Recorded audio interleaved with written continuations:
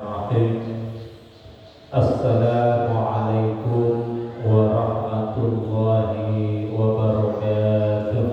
Waalaikumsalam warahmatullahi wabarakatuh.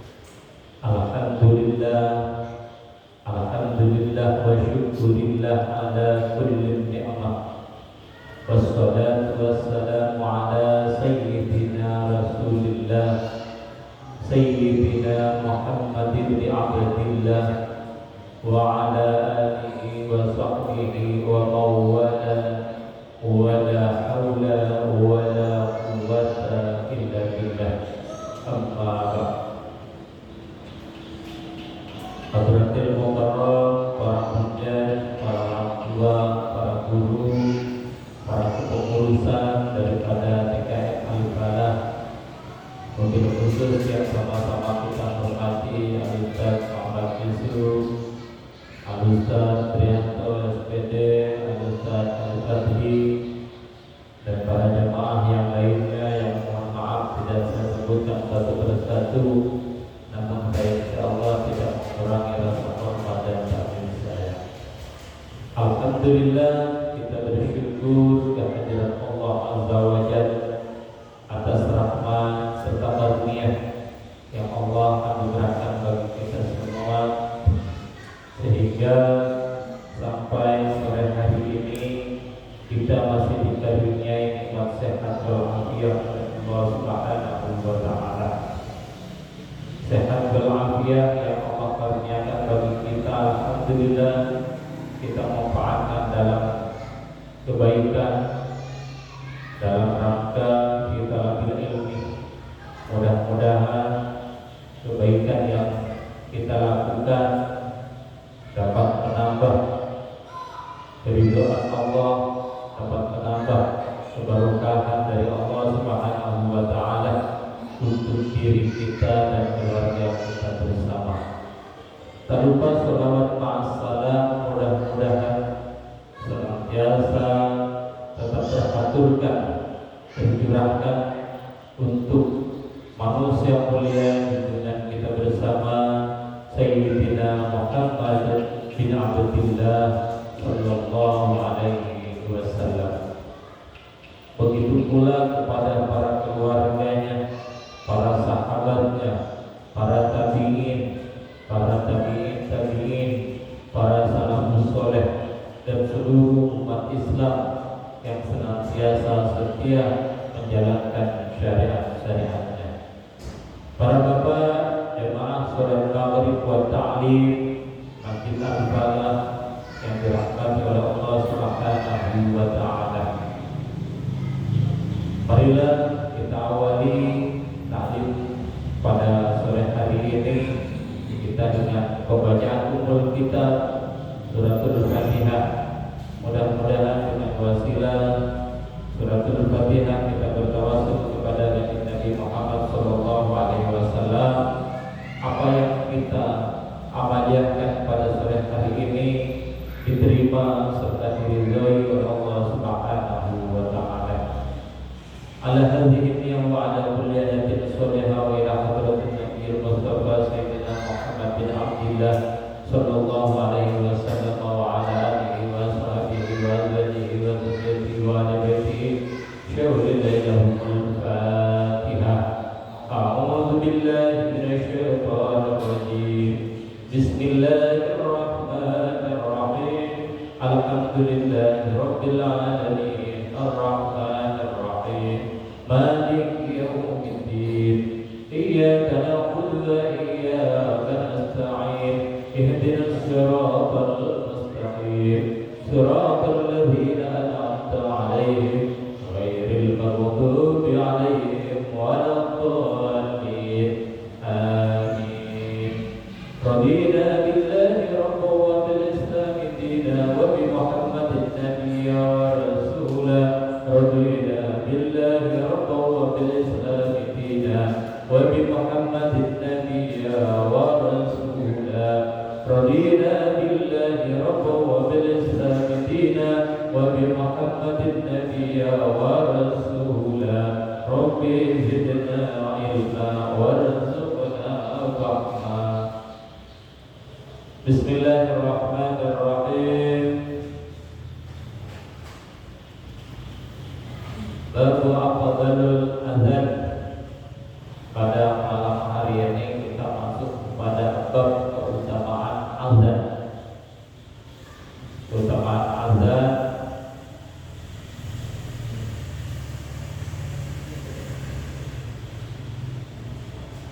Salah satu dalil-dalil utama yang pertama diambil dari firman Allah Subhanahu wa taala surah Al-Fussilat ayat 33, di mana Allah Subhanahu wa taala berfirman, a'udzu billahi minasy syaithanir rajim. Bismillahirrahmanirrahim. Wa man ahsana qawlan mimman da'a ila Allahi wa 'amila shalihan. Siapakah yang lebih baik perkataannya daripada orang yang menyeru kepada Allah mengerjakan amal yang soleh. Nah, kalimat menyeru ini banyak, mengajak sholat berjamaah termasuk azan, ini kalimat menyeru. Berdakwah, ajak kepada amar ma'ruf, ini termasuk menyeru. Mengajak untuk meninggalkan yang mungkar, ini termasuk juga. Nah, kalau menyeru ini kata Allah diperbandingkan siapakah yang paling bagus perkataan, yaitu orang-orang yang menyeru pada Allah Subhanahu wa taala, menyeru untuk beribadah, menyeru kepada manusia untuk taat kepada Allah, menyeru kepada manusia untuk menjalankan ibadah kepada Allah, termasuk seruan azan, yaitu menyeru kepada manusia untuk menjalankan sholat di waktu itu. Kemudian di dalam hadis Rasulullah Shallallahu Alaihi Wasallam bersabda, "Man adzana lis-sholati sab'a sinina muhtasiban kataballahu lahu bara'atun minan nar." Siapa azan untuk sholat 7 tahun, berarti ini kalau 7 tahun dia setiap harinya rutin, ya, walaupun tidak harus 5 waktu, paling tidak dalam sehari azan. Azan selama 7 tahun dengan ikhlas, maka Allah menetapkan baginya terbebas dari api neraka.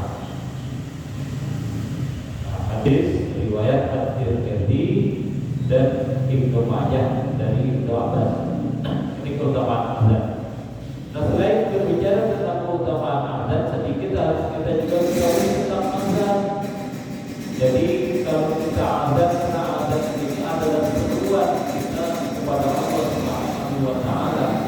Kita menyeru manusia untuk beribadah kepada Allah Subhanahu wa taala dengan kalimat-kalimat yang sudah ditentukan kalimatnya. Nah, saya beberapa kali mendengar di beberapa tempat, kadang ada muadzin terlalu dia memperhatikan intonasinya sehingga lupa makhraj hurufnya dan lupa akan aturan azan. Kalau aturan azan itu kan Allahu Akbar, Allahu Akbar, jadi satu kali kalimatnya ada takbirnya 2 kali, habis itu takbir lagi kan, berarti 4 kali takbir. Allahu Akbar, Allahu Akbar, 2 kali. Allahu Akbar, Allahu Akbar, berarti kan 4 kali, jadi 2 kali, 2 kali kalimat takbir diulangi 2 kali. Nah, ini beberapa kali saya dengar di beberapa tempat, Jadi ada muadzin, suaranya memang enak, jadi dia karena ngikutin intonasi, lagi pengen intonasinya, jadi akhirnya Allahu Akbar sekali. Saya ini apa lupa apa gimana? Nah, kalau memang dia lupa hilang ya nggak masalah, tapi takutnya kebiasaan gitu. Karena bukan di sini atau bukan di tempat saya biasa sholat berjamaah, sehingga saya tidak berani negur gitu. Kalau umpamanya kejadiannya misalnya di sini, saya malah berani negur gitu. Takutnya apa, lupa pokoknya. Jadi seperti itu. Kemudian kan membaca 2 kalimat syahadat. Pertama syahadat tauhid, kedua syahadat rasul. Syahadat tauhid juga diulangi 2 kali, asyhadu an la ilaha illallah. Nah, kadang pembacaan dalam kalimat tauhid juga harus diperhatikan tajwidnya. Jadi kalau kita udah biasa menjadi muadzin, biasa adzan, jangan cuma belajar di intonasinya, nadanya supaya bagus, jangan, juga tajwid dan makharijul hurufnya diperhatikan. Kadang asyhadu Allah, ini kan asyhadu alla ini termasuk bila guna, jadi tidak boleh didengungkan, harus dilangsung asyhadu alla ilaha illallah. Sama azan di subuh, azan di subuh kadang as-salatu khairum minan naum. Di mana ya, ada di apanya ya, ada as-salatu itu. Biar apa yang begitu ya azan. Nah terus hayya 'alas shalah, ada yang nggak ngerti tentang Asyamsiyah sama Al-Qamariyah. Jadi ada kadang saya mendengar hayya 'alal shalah ada. Nah kalau hayya 'alas shalah itu lamnya, alif lamnya itu tidak dibaca. Kenapa? Karena itu langsung masuk ke shad, as-shalah, hayya 'alas shalah. Jadi ada sering saya dengar hayya 'alal shalah. Kenapa? Karena ini Asyamsiyah. Kalau hayya 'alal falah, karena ini Al-Qamariyah baru hayya 'alal falah. Terus lagi di iqamah, pada qoma bis shalah ada, pada qoma pada apa ya? Ada yang kadang saya dengarnya pada qoma dis. Nah, ini ada yang pakai dal. Pada qamatis shalah, pada qamatis shalah. Nah, ada bahkan qomanya tidak panjang, pada qamatis shalah, pada qamatis shalah. Salah. Jadi walaupun qoma jangan dipercepat. Pada qoma, pada qomnya karena itu dalnya adalah qalqalah, jadi dikendalkan. Pada qamatis pakai tak, bukan dal. Pada qamatis shalah, pada qamatis shalah. Itu kalimat-kalimat adzan dan kalimat-kalimat iqamah. Jadi kalau insyaallah kalau jamaah-jamaah yang ada ini paham, alhamdulillah. Kalau tadi juga sering saya perhatikan, alhamdulillah dalam adzan, dalam iqamah. Cuman kalau umpamanya besok di mana lagi musafir dengan seperti itu ya kalau umpamanya orangnya yang adzan kenal gak apa-apa diteruskan. Atau misalnya terjadi di mana di kampung lagi pulang kampung, taunya ada yang ada seperti itu diteruskan. Kalau itu ilmu, ya selamat ulama dasar belajar, ya diluruskan. Kenapa? Karena ini menyangkut arti juga.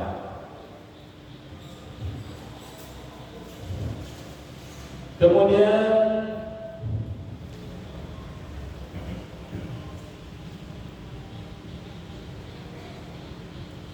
man azana khamsa shalawatin imanan wa ihtisaban ghufira lahu ma taqaddama min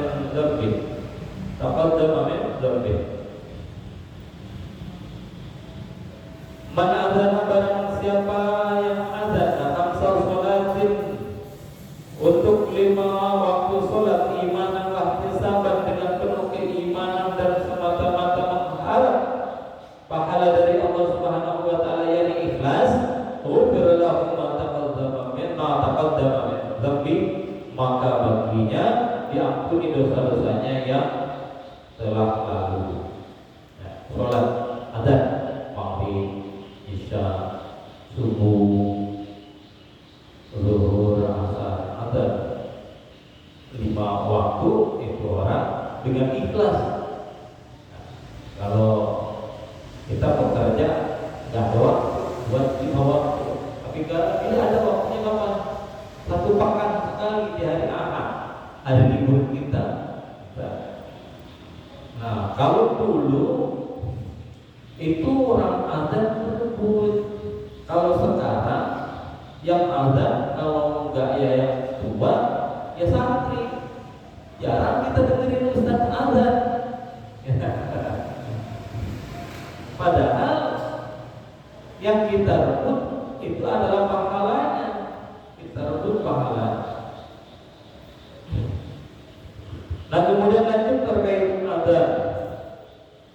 Di dalam hadis yang lain Rasulullah sallallahu alaihi wasallam bersabda, salah satu ya'zimuhumullahu ta'ala min adzabil qabri syahid wal muadzinu wal mutawaffa yaumal jumu'ati wa lailal jumu'ah. 3 orang dijaga oleh Allah Ta'ala dari siksa kubur. Dijaga dari siksa kubur.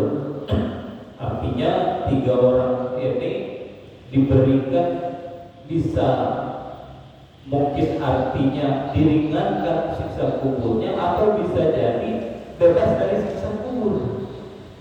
3 orang ini bebas dari siksa kubur, artinya diberikan fasilitas yang nyaman di alam barzakh, alam kubur oleh Allah Subhanahu wa Ta'ala. Siapakah mereka? Yang pertama yaitu asyhid, orang yang mati syahid. Wal mu'adzinu, dan orang juru adzan, mu'adzin. Wal mutawaffa yaumal jumu'ati wa lailal jumu'ah, dan orang yang meninggal di hari Jumat dan malam Jumat. Jadi orang yang meninggal di hari Jumat ataupun malam Jumat itu termasuk tanda yang paling nampak bahwa orang tersebut meninggal dalam keadaan husnul khotimah. Ciri yang paling nampak meninggal malam Jumat hitungannya dari mana? Ada yang menghitung dari asar di hari Kamis, ada yang menghitungnya dari maghrib. Nah, kalau kita ngambil kepada hukum puasa, maksudnya ya maghrib, kita batasi puasa, misalnya puasa sampai maghrib. Jadi mulai masuknya waktu maghrib di hari Kamis berarti udah malam Jumat sampai ke subuh malam Jumat. Nah, dari subuh ke sampai maghrib di hari Jumat berarti hari Jumat. Nah, itu di 24 jam itu kalau ada orang muslim yang meninggal di hari itu, orang Islam yang meninggal di hari itu, kendati pun mungkin kita kalau orangnya bukan orang yang taat, tapi bisa jadi dia orang yang meninggal itu meninggal dalam keadaan husnul khatimah, yang artinya dia punya amal istimewa yang diterima oleh Allah Subhanahu wa Ta'ala. Karena amal istimewa itu adalah enggak kita tahu. Ada orang masuk surga itu bukan karena sholatnya, ada orang masuk surga bukan karena ngajinya, ada orang masuk surga bisa jadi cuma karena gara-gara nolongin kucing, anak kucing di jalanan, ngeri takut ketabrak motor, kita angkat dengan ikhlas hati, kita pikirin tidak. Kadang gara-gara itu bisa jadi penyebab masuk surga. Gitu. Jadi tidak semata-mata hanya karena sholat, hanya karena ngaji, hanya karena zikir. Memang ya sholat adalah asbab untuk kita mencari ridho, mencari surganya Allah. Tapi bisa jadi kadang hal yang sepele bisa menjadi asbab. Gitu. Makanya kadang Ustaz, masa iya sih orang dia kayaknya orang mengatakan tapi meninggalnya malam Jumat. Nah, ini hadis Nabi dan banyak keterangan-keterangan di dalam kitab tentang orang yang meninggal di malam Jumat, keutamaan-keutamaannya. Itu satu tanda yang paling jelas tentang seseorang meninggal dalam keadaan husnul khatimah, meninggal dalam keadaan baik, yaitu di malam Jumat ataupun di hari Jumat. Dan di dalam keterangan beberapa kitab diterangkan ada 8 orang, 8 golongan manusia yang meninggal mendapatkan pahala seperti orang syahid. Pahalanya seperti orang syahid. Ini di sini kan disebutkan yaitu asyahid, yaitu orang yang mati syahid. Mati syahid ini ada 2 macam. Satu mati syahid dunia wal akhirah, yaitu orang yang perang fisabilillah. Memang benar-benar perang fisabilillah, membantu Palestina. Dulu para ulama yang melawan penjajah ketika melawan Indonesia, jika melawannya penjajah, beliau melawan karena untuk supaya hilangnya kekufuran di Indonesia, supaya bebasnya dakwah Islam di Indonesia, maka para ulama-ulama, para santri yang berperang di masa itu meninggalnya dalam keadaan syahid.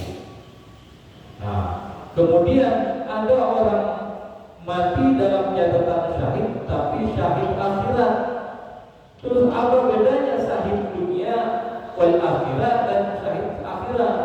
Kalau syahid dunia wal akhirah, orang meninggal yang benar-benar meninggal dalam keadaan perang fisabilillah, maka dia bajunya tidak boleh dibuka, gitu, dan tidak boleh dimandikan, langsung dikafani, disolatkan di makam, gak usah dimandikan. Darahnya, bajunya yang nempel di badannya gak boleh diganti. Kenapa? Karena darah pakaiannya semua menjadi saksi di sisi Allah. Jadi diikutkan ke kubur di makam kalau orang meninggal syahid, gitu. Tapi kalau orang meninggal syahid yang 8 ini yang akan saya jelaskan, ini meninggal syahid akhirat, tetap apa namanya, kewajiban yang hidup terkait orang yang meninggal 8 ini sama dengan orang yang meninggal biasa. Tetap dimandikan, dikafani secara biasa, bajunya dilepas, dikafani, baru disolatkan. Tapi 8 golongan ini mendapatkan pahala syahid. Pahala syahid udah jaminan surga. Siapa mereka? Di antaranya yang pertama yaitu orang yang dibunuh dengan aniaya. Orang yang dibunuh dengan aniaya, kena rampok, bukan meninggal berantem. Kalau orang meninggal berantem, ada hadisnya, yang terbunuh dan yang dibunuh sama-sama neraka. Sahabat tanya, ya Rasul, kan dia terbunuh. Kalau kata Nabi, dia pun juga ingin membunuh kepada yang membunuh, gitu.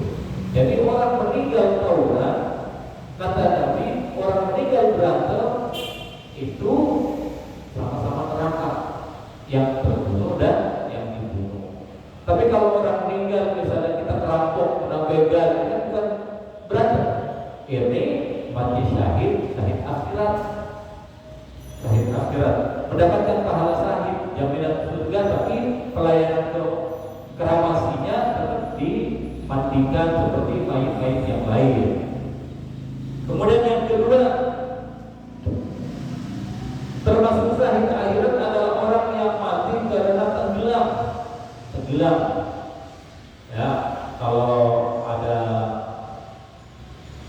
orang tenggelam seperti gimana? Ya, orang lagi berlayar tenggelam, atau ada anak lagi main-main pinggir kali, kecemplung, nah ini sama, termasuk tenggelam. Ini mendapatkan pahala syahid. Kemudian yang ketiga, dan namun para ulama khilaf mengecualikan orang yang mati tenggelam dalam keadaan dia berlayar, memang dalam keadaan angin yang kencang. Udah tahu angin yang kencang, masih tetap berlayar, gitu. Nah, ini dikecualikan, berarti memang udah tahu ada api masih diinjak. Itu dikecualikan apa? Ulama. Tapi wallahu a'lam, tapi yang pasti kalau dalam keterangan yang aslinya orang meninggal dalam keadaan tenggelam Islam, dia mendapatkan mati syahid akhirat. Nah yang ketiga yaitu orang yang mati karena kerobohan sesuatu, ketimpa, lagi hujan, neduh sampai bawah pohon, katanya pohonnya roboh, gitu. Atau lagi nongkrong, pokoknya ada tiang listrik roboh. Atau seperti yang tahun kemarin lagi itu, yang jamaah haji kerobohan bangunan di Masjidil Haram. Itu tahun berapa? 2 tahun yang lalu atau tahun kemarin? Kan pernah ya kita viral beberapa jemaah dari Indonesia. Tahun 18. Iya, lebih tahun berarti sekitar sebelumnya COVID ya. Sebelum COVID kurang lebih. Itu pernah kejadian yang lagi waktu itu merenovasi beberapa tempat di atas di Masjidil Haram yang tahunya ada banyak jamaah yang kena pada musim haji kerobohan itu, eskalator itu bukan apa ya, alat beratnya itu, kerobohan alat berat hanya pada yang banyak yang meninggal. Nah itu sakit, dan makanya waktu itu banyak kontroversi. Ya walaupun saya jangan dari pihak keluarga itu harus paham agama, karena waktu itu banyak pihak keluarga yang masih banyak mengeluh. Nah itu takdir, bukan hal yang ini. Justru seharusnya keluarga itu bersyukur, walaupun dalam keadaan duka. Bersyukurnya apa? Bukan mensyukuri cara syukur bukan begitu maksudnya. Tapi kita tetap bersedih, berkabung, keluarga kita meninggal, tapi di sisi lain kita bersyukur, berarti alhamdulillah orang tua saya meninggal dalam keadaan syahid. Apalagi itu jelas syahidnya adalah apalagi ibadah, menjalankan ibadah haji. Ya. Kemudian yang keempat yaitu santri yang mati ketika menuntut ilmu. Kendati pun ia mati di atas tempat tidurnya, meninggal misalnya lagi di kamar atau tinggal, tapi ini santri lagi mondok menuntut ilmu, termasuk sabilillah. Santri yang meninggal dalam keadaan menuntut ilmu. Kemudian yang kelima yaitu mati karena wabah, meskipun di luar masa wabah. Nah, meninggal para orang muslim yang meninggal di musim COVID kemarin, mudah-mudahan masuk ke kategori ini. Ya, mudah-mudahan semuanya orang muslim. Ini yang disebut di sini bukan asal orang meninggal karena ketimpa, tapi tetap dikhususkan siapa mereka, yaitu orang yang memang muslim. Kalau orang anon itu kan nggak ada kuncinya, tiketnya. Karena untuk masuk surga itu tiketnya dulu 2 kali syahadat. Itu orang yang masuk kategori di sini yaitu orang yang sudah berikrar, sudah orang muslim. Nah kayak seperti pertanyaan di alam kubur, terus pertanyaan di padang mahsyar, itu yang ditanyain orang Islam, orang muslim. Kalau orang muslim itu nggak ada pertanyaan kubur, nggak ada pertanyaan di yaumil mizan, timbangan amal, nggak ada. Mereka langsung diborgol. Ya, diborgol, nggak pakai tanyain lagi. Ngapain ditanya? Orang memang nggak sekolah pakai ditanya kan gitu. Kalau yang ditanya itu orang muslim yang anggaplah di dunia itu mereka sekolah, diuji, maka sampai di kubur ditanyain seperti itu. Mudah-mudahan saudara kita, tetangga kita, teman kita, dan siapapun aja orang muslim di Indonesia maupun di mana saja yang meninggal pada waktu itu musim COVID, mudah-mudahan mereka tergolong orang-orang yang meninggal syahid akhirat. Kendati pun masih kita antara percaya dan tidak percaya COVID ada apa kagak. Nah, COVID ada apa kagak, meninggalnya secara terzalimin atau bagaimana, kan mereka juga yang meninggal nggak tahu. Nah, dianggap sebagai musim wabah. Nah kemudian yang keenam, mati karena rasa rindu, rindu yang berlebihan, ya rindu, tapi bukan rindu misalnya suaminya merantau lama, rindu pada suaminya. Ini meninggal dalam keadaan husnul khatimah, syahid akhirat. Rasa rindu, anak kamu nama bapaknya merantau ke pulang-pulang sampai akhirnya sakit, akhirnya meninggal. Ini masuk syahid akhirat. Ya, meninggal karena rasa rindu.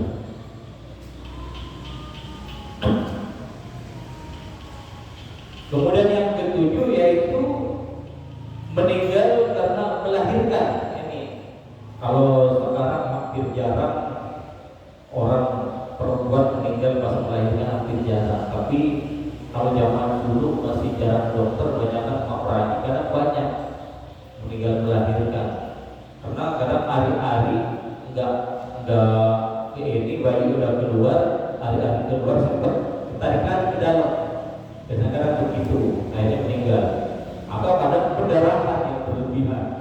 Kalau sekarang ya alhamdulillah meninggal dalam waktu melahirkan sudah jarang kita temui. Tapi jika ada orang perempuan yang meninggal waktu melahirkan, dia berarti termasuk orang yang mati dalam keadaan syahid akhirat, meninggal dalam keadaan melahirkan.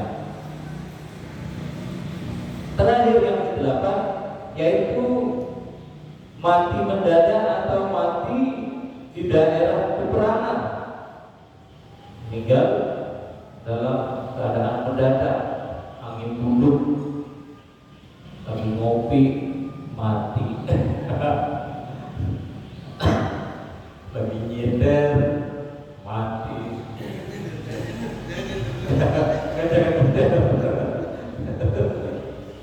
Ya, ini orang-orang yang meninggal dalam mendadak seperti itu termasuk ciri-ciri daripada orang yang meninggal mendapatkan pahala syahid akhirat. Tapi yang paling jelas yaitu tadi, orang yang meninggal di malam Jumat ataupun di hari Jumat itu adalah ciri khas orang yang meninggal dalam keadaan husnul khatimah. Tadi ulang lagi apa tadi? Yang 8 tadi meninggal yang Ayat ini. Yang pertama yaitu orang yang dibunuh dengan dianiaya, misalnya kena begal atau ada hukuman di luar negeri kan ada hukuman mati. Seharusnya hukuman mati misalnya itu dipandu, taunya ditusuk perutnya, dianiaya lah. Ya, meninggal dengan cara dianiaya, kena begal, perampokan di rumah. Ini ya, orang yang meninggal dianiaya, bukan tinggal berantem. Kalau tinggal berantem, yang terbunuh dan yang dibunuh sama-sama neraka. Nah kemudian yang kedua yaitu orang yang mati karena tenggelam. Yang ketiga, orang mati karena kerubuhan sesuatu, ketimpa pohon, ketimpa tiang listrik, kalau lagi nopangin mau robohin tembok, kalau temboknya jatuh kita tinggal. Itu. Yang keempat yaitu santri yang meninggal dalam keadaan menuntut ilmu, bukan lagi meninggal lagi pulang ke rumah, nyampe di rumah banyak main HP, akhirnya kena gangguan main sama temennya, sakit tinggal. Tidak, tapi lagi dalam keadaan menuntut ilmu, tinggalnya di pondok walaupun dia tinggal di dalam asrama atau tinggal di pondok, dia sakit akhirnya bawa ke rumah sakit. Ini termasuk masih sama, meninggal dalam keadaan menuntut ilmu. Yang kemudian yang ke 5, meninggal karena sebab wabah, kena wabah penyakit. Yang ke-6, meninggal karena rasa rindu, kangen, rasa kangen yang berlebihan, itu termasuk mendapatkan pahala syahid. Dan yang ketujuh yaitu meninggal karena melahirkan. Meninggal dalam keadaan dengan sebab karena melahirkan. Yang terakhir meninggal secara mendadak. Meninggal mendadak. Ini banyak ya. Kayak almarhum siapa? Almarhum RT Irman itu di Blok RT 8. Itu gak sakit lagi. Gak sakit lagi. Paginya masih melayani saya belanja di warung. Saya di malam itu, malamnya malam Kamis apa malam Selasa ya. Mau Sabtunan, pagi kita jam 9 masih belanja beliau waktu warungnya. Beliau yang melayani. Nah, habis itu disuruh berangkat kerja. Semalam berangkat habis itu jam 1 atau jam 2 berangkat. Jadi pulang kerja jam 4 apa jam 3 dini hari. Pulang udah habis mandi mau tidur, sekarang meninggal. Itu mau dibawa ke rumah sakit tapi nggak sampai ke rumah sakit, tinggal di jalan. Itu beliau Pak Irman. Nah kalau yang seperti saya ceritakan yang di Bambu Serawa itu, dia habis sholat zuhur lagi mengkangen, jam zuhur istirahat, pulang sholat zuhur, habis sholat zuhur balik lagi ke tempat dia mengkangen karena dia bagian tukang pasang batunya. Nah, kan biasanya tukang kalau habis sholat zuhur kalau yang merokok ya rokok dulu, ngopi dulu, merokok, istirahat dulu kan. Dia merokok, rokok ini baru separuh warna. Kata temannya kirain ngantuk ketiduran, taunya tidak.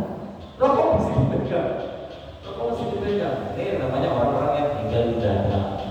Nah, orang yang meninggal mendadak begini mendapatkan pahala syahid akhirat, mendapatkan pahalanya pahala syahid, tapi pelayanannya buat ini mayit tetap dilayani seperti orang meninggal biasa, yaitu dimandikan, dikafani, disolatkan.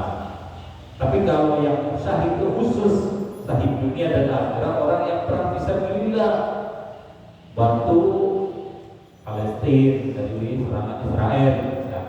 Atau seperti para sahabat dulu lagi masa Rasulullah, seperti para pejuang-pejuang Islam dulu lagi kita dijajah oleh Belanda, Portugis, Inggris dan sebagainya.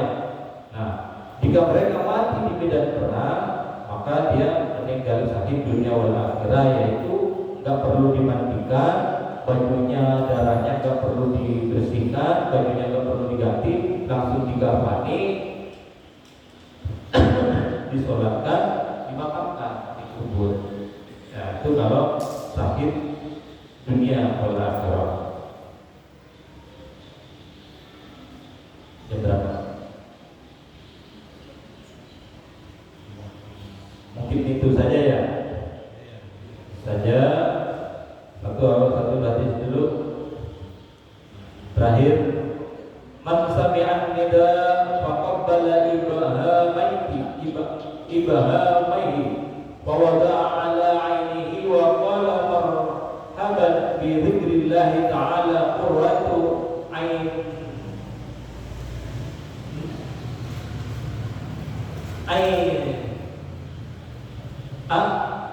yunina bika ya Rasulullah fa'ana syafi'uhu yawmal qiyamati wa qa'iduhu ilal jannah. Dalam sebuah sabda Nabi, siapa mendengar azan, man sami'an nida, barang siapa yang mendengar azan, faqabbala ibahamaihi, lalu orang tersebut mencium kedua ibu jarinya, kemudian meletakkan pada kedua matanya sambil membaca marhaban bi dzikrillah ta'ala qurratu a'yunina bika ya Rasulullah. Maka akulah pemberi syafaatnya di hari kiamat, dan penuntunnya ke surga. Jadi dengar orang azan, ibu jari kita cium, ciumnya atau begini, aku begini, terserah pokoknya ibu jari kita cium. Habis cium, ada yang menyebutkan disilang, ada yang menyebutkan seperti ini. Kalau disilang lebih enak, ya, diucapkan ke mata kita sambil membaca marhaban bi dzikrillah ta'ala qurratu a'yunina bika ya Rasulullah, membaca kalimat tersebut ini. Maka orang yang mendengar azan kemudian membaca yang tadi, kata Rasulullah apa? Maka akulah pemberi syafaatnya di hari kiamat dan penuntunnya ke surga. Dituntut oleh Rasulullah. Rasulullah jamin untuk memberi syafaat. Ini luar biasa tentang keutamaan azan. Ya, para bapak yang dirahmati oleh Allah Subhanahu wa taala. Jadi mungkin itu sementara pembahasan pada malam hari ini. Mungkin ada yang mau ditanya, boleh. Ya.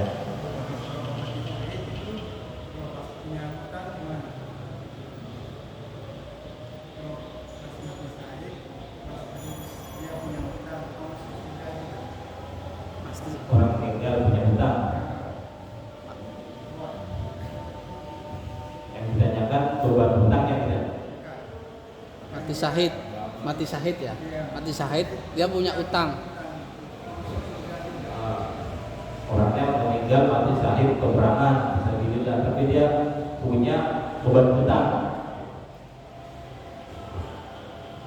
Jadi kalau masalah beban hutang dengan meninggal syahid ini beda perkara. Beda perkara. Meninggalnya tetap orang meninggal syahid ini jaminannya tetap surga. Ya, tetap surga, tetap mendapatkan pahala syahid. Tapi jika dia mempunyai beban hutang, maka kalau keluarganya nggak ada yang menutupi, tetap nanti akan ada pertanggungjawaban dengan yang dihutangi. Di mana? Di yaumil mizan. Di yaumil mizan akan menjadi mendapatkan pertanggungjawaban. Makanya di yaumil mizan itulah yang berat. Di yaumil mizan itu berat. Beratnya apa? Nanti semua di yaumil mizan apa yang kita perbuat itu dibuka. Bapak sekarang melihat saya sebagai guru, sebagai ustaz nasihatin Bapak. Bapak kan nggak tahu apa yang saya lakukan. Nah sekarang manusia di dunia boleh cover, pakai sorban, pakai ini, gaya. Tapi nanti di akhirat dibuka. Semua dosa yang saya lakukan itu ditampakkan di orang yang berkenan. Bagian atau Pak Masadi, tampakkan nanti. Oh, proyek kuliah drama begini. Itu makanya nanti orang pada nunduk malu. Oh, ternyata dia tukang ini. Itu ditunjukkan nanti ditampakkan di yaumil mizan. Semua amalia kita, baik yang baik maupun yang tidak baik, itu ditampakkan di yaumil mizan. Nah, terutama masalah yang seperti itu. Dulu misalnya saya di dunia pernah memukul balapan, nanti dituntut sama balapan. Di mana? Di yaumil mizan. Malaikat itu saudara pernah memukul saya. Gitu. Gimana nanti dibalas? Apa malaikat yang mau memukul saya? Apa balapan langsung yang memukul? Nanti dibalas di situ. Persidangannya di yaumil mizan. Jadi sebelum kita masuk ke neraka, sebelum langsung lompat ke surga, itu di sini juga yang berat. Yaumil mizan. Kenapa? Karena itu penentuan. Ya, sejauh mana kita akan lamanya di neraka untuk pindah ke surga, ditentuin di yaumil mizan ini. Semuanya dibuka. Ya. Wah itu Pak Wasani dulu Pak, tanggal ini, bulan ini, tahun ini pernah ngelakuin ini, dibongkar semua. Dibongkar. Makanya di dunia boleh aja menutupi, dibongkar, dikasih tahu, ditunjukkan kepada semua orang yang pernah kita kenal. Ya, itu ya. Ya, karena waktunya sudah masuk pada waktu Isya, mudah-mudahan apa yang dapat bermanfaat dan diridhai oleh Allah Subhanahu wa taala. Marilah kita tutup dengan doa penutup majelis dan kita akhiri dengan hamdalah. Subhanallahumma rabbana wa bihamdika